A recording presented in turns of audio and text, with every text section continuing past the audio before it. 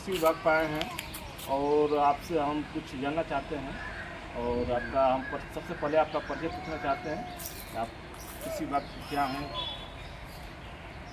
तो हम दर्शकों को बताना चाहेंगे, मैं सहायक तकनीकी प्रबंधक कृषि विभाग आत्मा दरौली। सवाल हमारा है कि कृषि यंत्र में जी कुछ यंत्र किसानों को दिया जाता है, अच्छा। इसमें हम कुछ जानना चाहेंगे, अपने कुछ दर्शकों को बताना चाहेंगे। कस्टम हायरिंग सेंटर में कृषि यंत्र बैंक आपका योजना चलता है? हाँ, चलता है कृषि यंत्र बैंक। इसकी स्थापना के लिए वित्तीय वर्ष 2024-25 में के लिए जी क्या प्रक्रिया है, आप कुछ बताइए इस पर। वित्तीय वर्ष 2024-25 के लिए किसानों के लिए साइट खोल दिया गया है। कृषि यांत्रिकरण योजना के तहत कस्टम हायरिंग सेंटर स्थापना के लिए, इसको हिंदी में कहा जाता है कृषि यंत्र बैंक। तो किसानों को जो है ऑनलाइन के लिए जो साइट था उसको खोल दिया गया है। जो भी किसान जो है इच्छुक है इस स्कीम में लाभ लेने के लिए, उनके पास वैध जो है किसान रजिस्ट्रेशन होना चाहिए और उसके साथ साथ उनके पास एलपीसी या करंट जो है रसीद होना चाहिए खेत का, तभी जो है इस योजना में वो लाभ ले सकते हैं।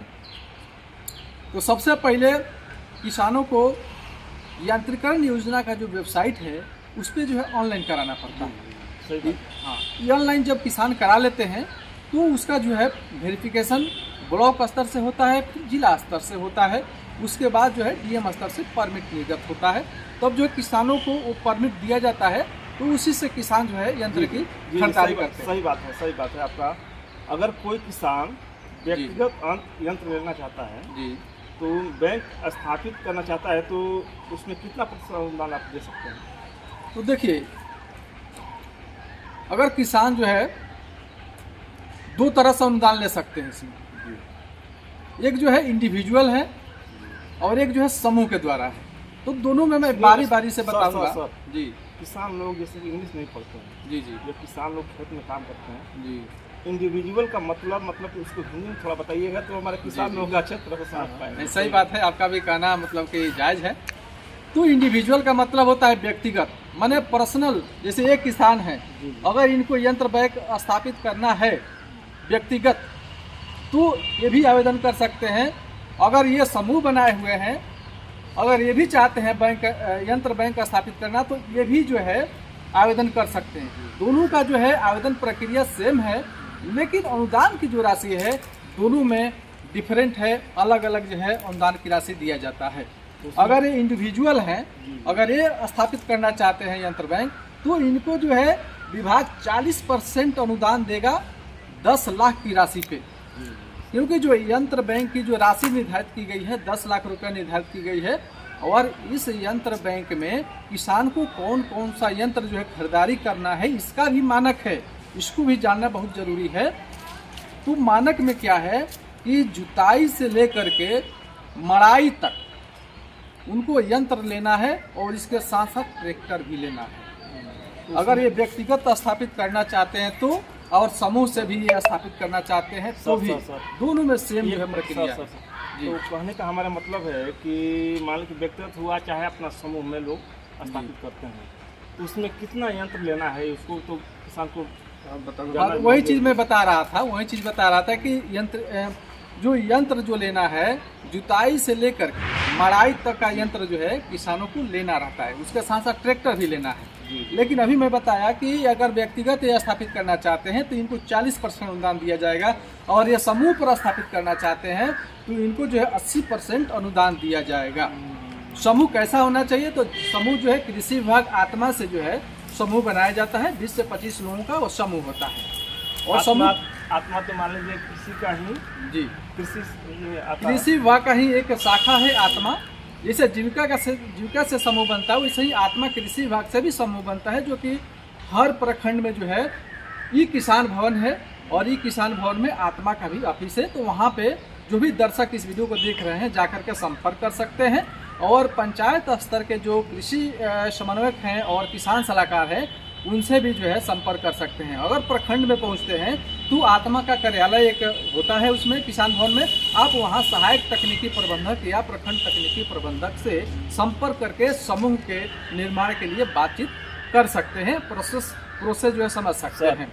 आपके लिए लास्ट मेरा क्वेश्चन है। नहीं, एक चीज़ अभी बताना इसमें अभी है, जो आप पूछे कि कौन कौन सा जो है यंत्र है जो है किसानों को, वो चीज़ अभी नहीं बता पाया हूँ। जी सर। तो देखिए, जो किसानों को यंत्र खरीदना रहता है, अभी बताया कि जुताई से लेकर के मड़ाई तक का यंत्र, तो कौन कौन सा यंत्र आता है ये जान लीजिए जो भी दर्शक देख रहे हैं।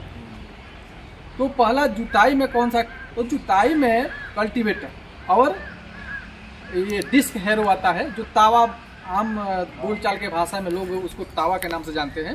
तो कल्टीवेटर, नौफरवा जिसे कहते हैं, और तावा आप जो है ले सकते हैं, दोनों में से कोई एक ले सकते हैं जुताई में। और बुआई में आपको जो है लाइन से जो बुआई करता है मशीन, उसको आपको लेना है, बुआई वाला यंत्र। ये नहीं कि रोटावेटर आपको मिल जाएगा उसमें, वो नहीं मिलेगा आपको। बुआई वाले यंत्र में या तो आप 0 टिलेज लीजिए या तो सुपर सीडर लीजिए। नाम सुने हैं। हाँ, तो दो यंत्र आप लोगों को हम बता दिए, एक जुताई का और एक बुआई का। उसके बाद आपका जुताई बुआई के बाद जब फसल आपका तैयार हो जाता है पककर, तो काटने की आवश्यकता होती है फसल को। तो काटने के लिए आप रीपर ले सकते हैं। रीपर में भी कई जो है ग्रेड है, उसमें रीपर कॉम्बाइंडर भी है। तो रीपर जनरली जो है वो केवल काट करके पल्हारी गिरा देगा, और रीपर कॉम्बाइंडर जो होता है वो जो है काट करके आपको पुलिया भी बना करके आपको खेत में छोड़ देता है, बांध देता है, यानी बोझा बांध देगा आपको। तो ये तीसरा यंत्र था। और चौथा यंत्र जो है, अब आपका फसल कटाई हो गया, तो कटाई के बाद उसकी मड़ाई की आवश्यकता होती है। तो मड़ाई के लिए किसानों को जो है, जो यंत्र बैंक स्थापित करना चाहते हैं, तो मड़ाई में उनको थ्रेसर लेना पड़ता है। थ्रेसर या तो आप भूसा वाला लीजिए गेहूँ दावने के लिए, या तो फिर आप धान को जो है थ्रेसिंग करने के लिए जो है आप थ्रेसर ले सकते हैं, या दोनों का भी। अब धान और गेहूँ दोनों, मक्का भी आ रहा है, मसूर, माने इसको जो है मल्टी क्रॉप थ्रेसर बोला जाता है, जो कि 4-5 फसलों को जो है आसानी से आप उससे जो है थ्रेसिंग कर सकते हैं। हाँ, उसका जाली अलग अलग होता है, वो चेंज करना पड़ता है। तो ये आपका ये चौथा था थ्रेसर।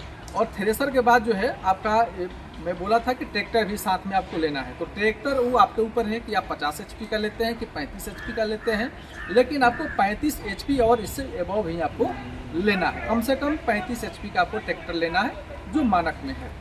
तो ये चीज़ किसान भाई कर सकते हैं। हम चौथा सवाल आपसे कर रहे थे। जी जी। तो सर, तो आप तो बहुत अनुभवी आदमी हैं। जी जी। और जो क्वेश्चन आप सब किए, तो आप उसमें बहुत पारंगत निकले।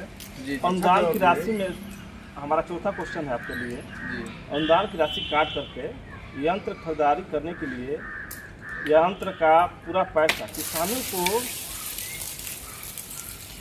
खरीदारी के समय। अच्छा, आपका बात मैं समझ गया, आप क्या कहना चाहते हैं। जैसे कि बहुत लोगों का सवाल रहता है कि जो यंत्र हम खरीदारी करने जा रहे हैं, तो क्या अनुदान काट करके हमको पैसा देना है, या फिर पूरा पैसा पेमेंट करके हमको खरीदारी करना है और खाता में अनुदान जाएगा? ये चीज़ आप पूछना चाहते हैं। किसान लोग, अच्छा, किसान लोग जैसे गरीब लोग होते हैं। जी जी जी जी। कहने का मतलब कि थोड़ा अगर अनुदान काट के मिलता है, जी जी, किसान को बहुत राहत मिलती है इससे। ये आपका बात जो है हम समझ गए। और मैं दर्शकों को बताना चाहूँगा कि इस योजना के तहत अगर आप यंत्र बैंक स्थापित करते हैं, तो आपको जो यंत्र बैंक का जो भी आपको टोटल लागत आता है, इसमें वो टोटल लागत आपको दे करके यंत्र की खरीदारी करना है। और अनुदान की राशि 15 दिन के अंदर जो है किसान के खाते में चला जाता है। इसमें लेट नहीं होता है, क्योंकि मोटा रकम होता है। विभाग भी चाहता है कि जल्द से जल्द जो है किसानों को भुगतान कर दिया जाए, ताकि उनको जो है आर्थिक बोझ पड़ जाती है ना। तो इसलिए विभाग जो है इसका पेमेंट बहुत जल्द से जल्द जो है करने का प्रयास करता है। माने अधिकतम जो है 15 दिन जो है लगता है। इस बार जो हम लोग इस 23-24 वित्तीय वर्ष में यंत्र बैंक दिए हैं अपने दरौली प्रखंड में, तो उसमें जो है 8 से 10 दिन लगा है पेमेंट होने में, और उनके खाते में जो है यंत्र खरीदारी करने के बाद पेमेंट हो गया है, जो अनुदान की राशि है। किसान तो बहुत खुश होंगे, जिनका पैसा चल गया होगा। हाँ, किसान तो बहुत खुश हैं। और आसपास के जो भी किसान हैं, एक तो हम लोग समूह में दिए हैं और एक जो है व्यक्तिगत दिए हैं यहीं दरौली में। तो काम मैंने हो रहा है, किसान उससे लाभान्वित हो रहे हैं। तो और भी अगर कोई किसान जो है इस स्कीम का लाभ लेना चाहते हैं, तो ये आप बिहार के किसी भी प्रखंड से, किसी भी पंचायत से अगर इस वीडियो को आप देख रहे हैं, तो आप जो है इस योजना का लाभ ले सकते हैं। मैं प्रोसेस बता दिया हूँ। ऑनलाइन चालू हो गया है सर? हाँ, ऑनलाइन चालू हो गया है। वित्तीय वर्ष 2024-25 के लिए ऑनलाइन स्टार्ट कर दिया गया है कस्टम हायरिंग सेंटर के लिए। उसके लिए आपको प्रोसेस में बता देता हूँ। सबसे पहले आपको जाना है डीबीटी के साइट पे, और उसमें जो है आपको ऑनलाइन करे वाले ऑप्शन पर जाना है। वहाँ पे जाएंगे तो आपको कस्टम हायरिंग का एक ऑप्शन मिलेगा, वहाँ पे जा करके आप रजिस्ट्रेशन नंबर दर्ज करके आप ऑनलाइन कर सकते हैं। आपके लिए ऑनलाइन करने के लिए किसान के पास जो है किसान रजिस्ट्रेशन होना चाहिए, उनका आधार भी होना चाहिए, और अगर कैटेगरी में आते हैं SC ST वर्ग में आते हैं, EBC में आते हैं तो उनका कैटेगरी का भी सर्टिफिकेट होना चाहिए ऑनलाइन करते वक्त, क्योंकि कैटेगरी में भी जो है कुछ टारगेट रहता है तो आपको वहाँ से कैटेगरी से भी लाभ आपको मिल जाता है, ये हम कहना चाहेंगे। और उसके साथ साथ उनके पास जो है ज़मीन का रसीद भी होना चाहिए या LPC होना चाहिए, तो आवेदन जो है कर सकते हैं। सर आपसे हम एक और क्वेश्चन करना चाहते हैं। जी जी हमारे कहने का मतलब कि आप तो बहुत पारंगत आदमी हैं, जी जी कृषि विभाग के बहुत सूझे हुए आदमी हैं। हमारा कहना है कि अगर कस्टम हायरिंग में जी आपके प्रखंड का कितना टारगेट है? जो कस्टम हायरिंग सेंटर की स्थापना के लिए मोटा रकम की आवश्यकता होती है, सर सही बात। इसीलिए जो है लोग जो जिला का टारगेट मिलता है उसको जो है डिवाइड कर दिया जाता है। तो अगर कोई ब्लॉक जो है टारगेट नहीं पूरा कर पाता है तो दूसरे ब्लॉक से भी जो है उस टारगेट को पूरा कर लिया जाता है। जी तो बहुत बहुत धन्यवाद आपको। आप कृषि विभाग के बहुत सूझे हुए हैं। आज हम पहली बार आपके यहाँ आए हैं और जी। बहुत सूझे हुए आप आदमी दिखाई दिए। और हम और भी चाहेंगे कोई आपका सवाल है तो आप पूछ सकते हैं। और जो भी हमारे किसान बंधु दर्शक इस वीडियो को देख रहे हैं, आप जो है अपने ग्रुप में इस वीडियो को शेयर कर दीजिएगा ताकि अधिक लोगों तक मतलब इसका जो है जानकारी पहुंच सके। समूह कैसे बनता है वो भी सर बता दिया जाए थोड़ी सी। अच्छा, समूह के बारे में। हाँ। तो समूह बनाने के लिए सबसे पहले जो है आपको कृषि विभाग में आना है, और कृषि विभाग में आने के बाद जो है आपको किसान सलाहकार, कृषि समन्वयक, सहायक तकनीकी प्रबंधक, प्रखंड तकनीकी प्रबंधक, किसी से भी आप जो है मिल करके जो है आप बात कर सकते हैं। उसके लिए आपको एक फार्म भरना पड़ता है, फार्म वो देंगे, और फार्म भरने के बाद जो फार्म को जो है आपको जिला में वो कृषि समन्वयक या सहायक तकनीकी प्रबंधक जो भी प्रखंड लेवल के अधिकारी हैं वो वहाँ पर रजिस्ट्रेशन कराएंगे। रजिस्ट्रेशन का शुल्क 125 रुपया होता है, जो कि जो समूह बनाते हैं वो सारे मेंबर को मिल करके उसको पे करना पड़ता है। और साल में जो है एक बार जो है उसको जो है रिन्यू भी कराना पड़ता है कि कितने लोग जो है नए जुड़े हैं, कितने लोग बाहर हुए, उसका डेटा जो है देना पड़ता है फिर विभाग को। तो उसके लिए फिर से फार्म को भर करके रिन्यूअल कराना पड़ता है। तो रिन्यूअल का जो फीस जो है 25 रुपया लगता है, और फिर उसका भी आपको एक स्लिप मिलता है। तो ये प्रोसेस होता है। जीविका में जो समूह बनता है, खाता खुलवाने का जो प्रोसेस होता है, जैसे अध्यक्ष सचिव के संयुक्त हस्ताक्षर से खाता जो है बैंक में खुलता है, वैसे ही इसमें भी बैंक में खाता खुलता है। जीविका में जो हर हफ्ते पैसा जमा करते हैं वहाँ किसान, लेकिन हम लोग जो है महीना में एक बार जो है राशि जमा कराते हैं 100 से 200 रुपया मिनिमम, मतलब कि जितना सक्षम हो किसान उतना राशि जो है हर महीने वो लोग जमा करते हैं, और फिर आपस में जो है लेन देन करते हैं। बैंक से भी जो है उनको आर्थिक सहायता मिलती है कम ब्याज पर, अगर समूह चलाते हैं तो ये चीज़ें।